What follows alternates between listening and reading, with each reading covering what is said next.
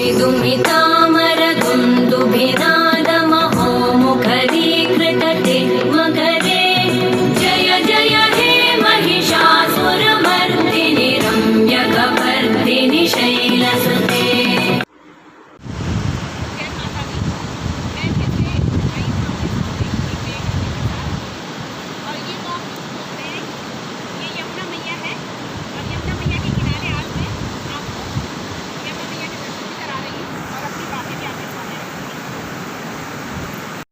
पिछले वीडियो में हमने बात की थी नेगेटिव शक्तियों की।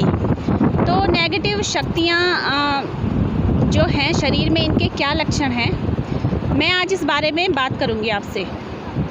तो जब भी हमारे शरीर में नकारात्मक शक्तियों का प्रभाव होता है तो हमारे सोचने समझने की शक्ति क्षीण सी होने लग जाती है। मान लो हम कोई अच्छे काम के लिए जा रहे हैं तो वहाँ पर जाते जाते हमें ऐसा जैसे कोई हमें पीछे खींचने की कोशिश करेगा और हमारे मन में उसके प्रति जो जिस काम के लिए हाँ थी उस काम के लिए ना हो जाएगी। क्योंकि ये जो शक्तियाँ हैं ये कभी भी किसी का भला नहीं करती है। तो जाहिर सी बात है कि अगर ये हमारे शरीर पर प्रभाव डालने लग गई हैं तो हमें खुद ब खुद पता चलने लग जाएगा। कुछ समय तक तो ये शक्तियाँ कोई प्रभाव नहीं डालती हैं। मतलब कि प्रभाव न डालने से मतलब मेरा ये है, प्रभाव डालती हैं लेकिन अदृश्य रूप में डालती हैं और उसके बाद ये प्रत्यक्ष प्रमाण दिखाने लग जाती हैं कि हम हैं। आपका कोई भी काम बनते बनते बिगड़ना शुरू हो जाएगा और आप अच्छे से सो नहीं पाओगे, अच्छे से खा नहीं पाओगे। यहाँ तक कि किसी के शरीर में तो कमज़ोरी आनी शुरू हो जाती है और किसी का मोटापा बढ़ना शुरू हो जाता है। तो इसके कुछ लक्षण ये भी होते हैं। और फिर दूसरी बात ये है कि हमारे शरीर पर जिन शक्तियों ने असर किया है वो किस प्रकार की शक्तियाँ हैं। जैसे कि अगर कोई तांत्रिक है, उसने कुछ असर किया है तो वो उन शक्तियों को इस तरीके से बांध देता है कि वो खुद भी चाहे तो स्वतंत्र नहीं हो सकती, तो हमारा शरीर भी बंधा बंधा सा रहेगा।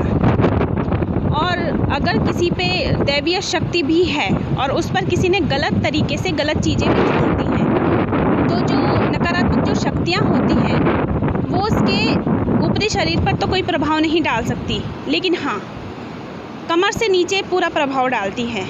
क्योंकि कमर से ऊपर के शरीर में जो दैवीय शक्ति पहले से विद्यमान है वो स्थिर रहती है। भले ही वो उस समय मदद करने में उतनी सक्षम नहीं रहती है लेकिन वो स्थिर रहती है, इसलिए वो कुछ हद तक तो उसे रोकती ही है।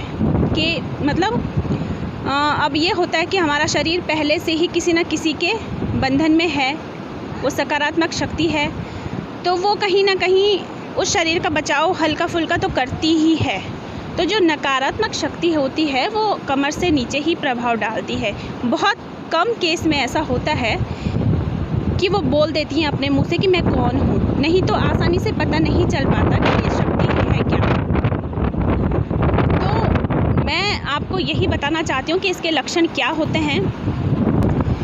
इसके लक्षण होते हैं हमें सपने खराब आना, हमें अच्छे से नींद ना आना और हमारा शरीर हर समय अस्थिर रहना, कंप आना, ये पता ना चल पाना कि आखिर ये है क्या। पूजा पाठ में मन न लगना और पूजा करते हुए अगर हमारे मन में कुछ अच्छी चीज़ें, अच्छे भोग चढ़ाने के विचार आ रहे हैं तो उन विचारों का पीछे हट जाना। तो ये लक्षण होते हैं। और हाँ, एक बात मैं क्लियर कर दूं कि जो ये नेगेटिव शक्तियाँ होती हैं ये महिलाओं पर ज़्यादा असर करती हैं। और महिलाओं पर असर करने का कारण सिर्फ इतना है क्योंकि एक तो महिलाएँ अगर पूजा पाठ करने वाली हैं भी तो उतना समय नहीं दे पाती जब तब में जितना कि पुरुष दे सकते हैं। तो कुछ हद तक तो कारण ये भी होता है कि वो ज़्यादा असर महिलाओं पे करती हैं। और कुछ हद तक कारण ये भी होता है कि महिलाएं बहुत ही सेंसिटिव होती हैं, नाजुक होती हैं, इसलिए जो नकारात्मक शक्तियां हैं वो महिलाओं पर ज़्यादा असर करती हैं। लेकिन अगर किसी पे काली माँ आती हो या फिर मशानी आती हो या फिर कोई ऐसी शक्ति आती हो जो इन शक्तियों से लड़ सकने से मेरा अर्थ है कुछ शक्तियाँ तो बहुत ही शुद्ध होती हैं जो इन शक्तियों के आगे नहीं आना चाहती, क्योंकि वो उनके आगे अगर खड़ी होगी भी तो वो खुद अशुद्ध हो जाएगी।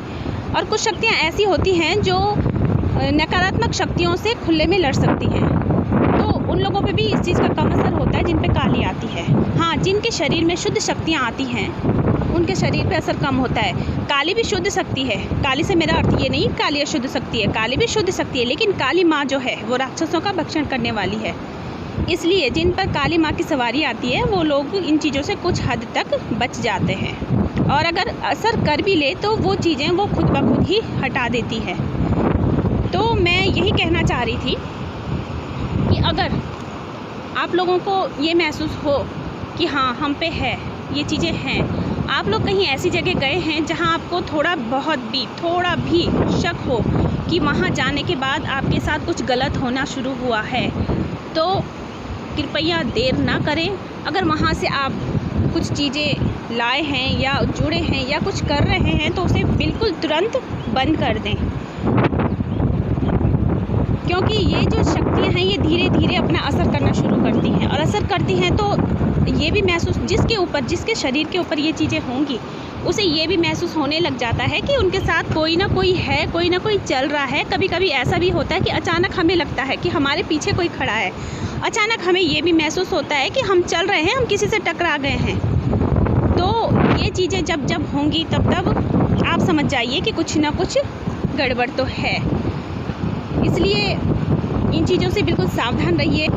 और हाँ, एक चीज़ मैं स्पष्ट रूप से कहना चाहूँगी कि अगर हम लोग कहीं भी चौकियों पर जाते हैं या किसी ओझा के पास जाते हैं या किसी पुजारी के पास जाते हैं, किसी भगत के पास जाते हैं, तो जब तक ज़रूरत ना पड़े, अगर बच्चे को उसकी आवश्यकता नहीं है तो छोटे बच्चों को लेकर वहाँ ना जाएं।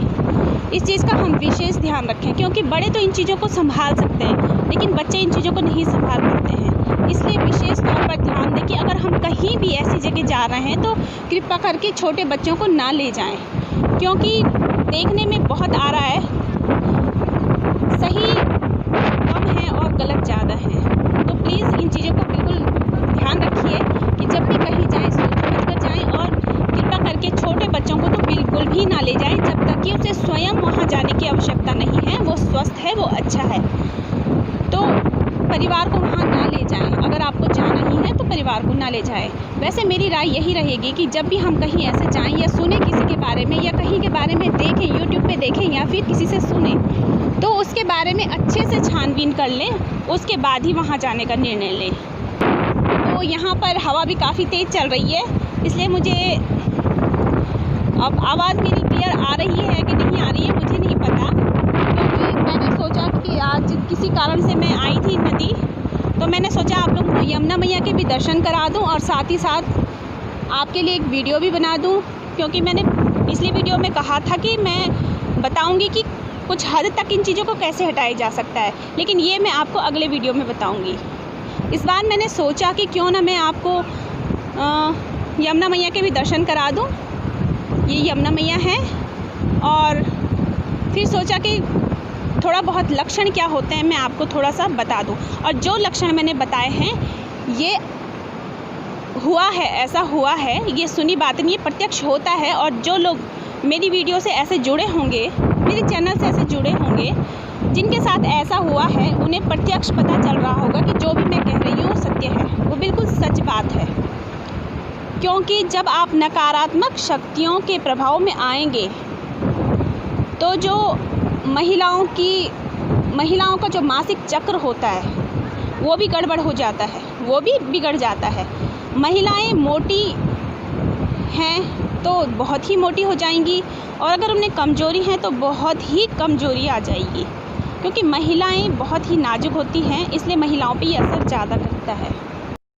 तो आज के लिए इतना ही काफ़ी है, और मिलते हैं आपके साथ अगली वीडियो में, जिसमें मैं आपको कुछ हद तक कैसे हम इस चीज़ से बचाव कर सकते हैं मैं बताऊंगी।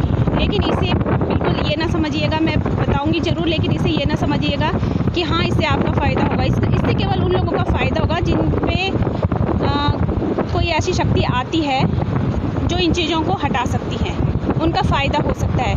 लेकिन जिन पे कभी भी कोई देवी शक्ति नहीं आई है, केवल गलत शक्तियों का ही असर हो गया है, उन्हें तो किसी न किसी के पास जाना ही पड़ेगा। लेकिन उस बारे में भी आपसे मैं बात करूंगी कि वो लोग क्या कर सकते हैं कि कुछ हद तक इन चीज़ों को रोका जा सके। तो आज के लिए इतना ही। जय माता दी।